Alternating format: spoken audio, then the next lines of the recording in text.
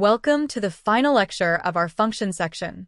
We just learned how star-args and double-star-quargs can collect an arbitrary number of arguments. Now, we will learn how to forward these collected arguments to another function.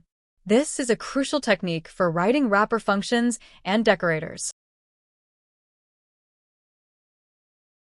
1. Defining the target function.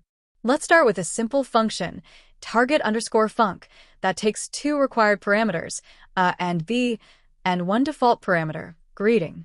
This is the function we want to call from inside our wrapper. 2. Creating the wrapper and forwarding. Now we define our wrapper_func. It uses star-args and double-star-quargs to catch every single argument passed to it.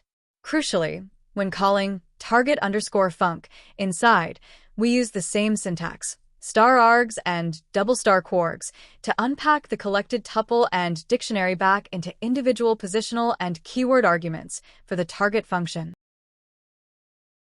3. The execution flow.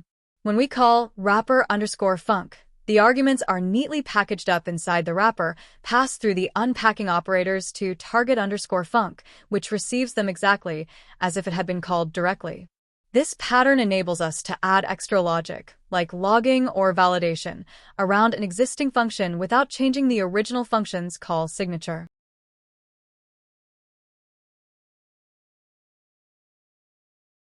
To summarize, the ability to both collect arguments into star-args and double-star-quargs and then unpack them again using the same symbols is essential for writing powerful, extensible Python functions, particularly for decorators, which maybe we will see very soon.